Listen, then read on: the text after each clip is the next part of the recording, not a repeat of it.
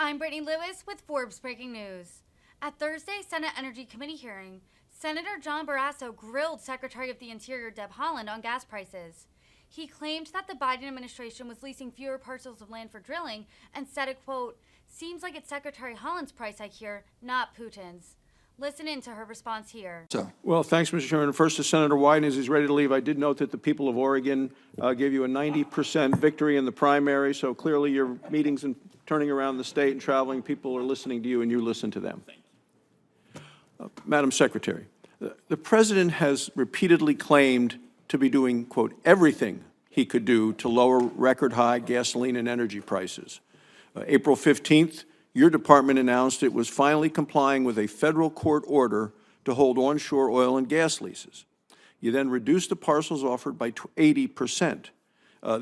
You increased the royalty on production by 50%. So you get less, you pay more. It seems like it's Secretary Haaland's price hike here, not Putin's. Please explain how your price hike on American energy production is going to help lower gasoline and home energy prices. Ranking Member, thank you so much for the question. With respect to current energy, new drilling has been up. They began drilling nearly 1,900 new oil and gas wells in 2021 alone. We've issued and approved more than 4,700 drilling permits since January 2021, 1,100 in 2022 alone. We have worked to do our jobs. We're following the science. We're following the law. With respect to some of the reforms that we made, I feel very, I take my job very seriously. It's my job to manage and conserve all of our public lands for every single American.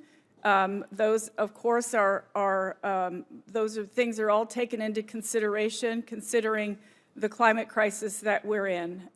We felt that implementing several reforms, such as issuing leases where current infrastructure exists, for example, would move our country forward with respect to making sure we're conserving the land and also doing our jobs to produce energy. Thank you, Madam Secretary. You and I both know that taxpayers get absolutely zero return when we keep American energy in the ground and we turn to Venezuela or Iran or others.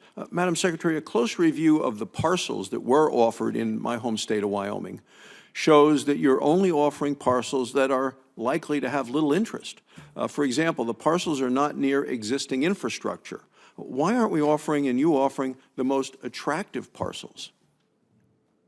Senator, I'd be happy to look into that. We speak to people on the ground. We have an idea of where those leases should happen. There is a science behind it. If you would like, we'd be happy to follow up with you on any specific parcels that you are referring to. Thank you, Madam Secretary. That'd be very helpful because the producers in Wyoming are telling me that the best parcels have been taken off the table. And if you actually wanted to produce more American energy, you wouldn't take the best leasing options off the table. I wanted to move on to what you announced this morning. You announced that the department will release a proposed 5-year plan on offshore oil and gas leases. You are way behind schedule, not provided any details on the plan. 2 weeks ago, the Senate voted to support my motion to finalize a new 5-year plan by June of 2022. Well, that's coming up in about 6 weeks. My motion requires that the new plan to include robust leasing with at least 10 region-wide lease sales off of Alaska in the Gulf of Mexico with a minimum of 2 sales per calendar year.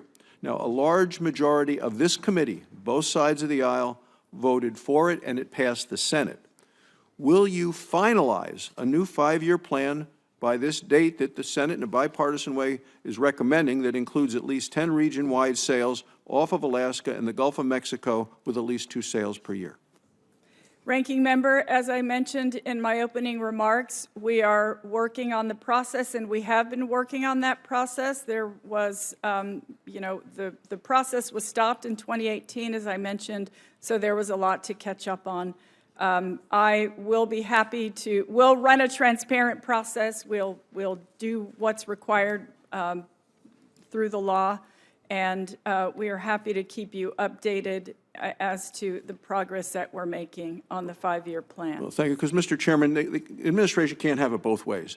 The administration can't pretend to support oil and gas production while doing everything in their power to slow down and block expanded production on public lands. Thank you, Mr. Chairman. Thank you.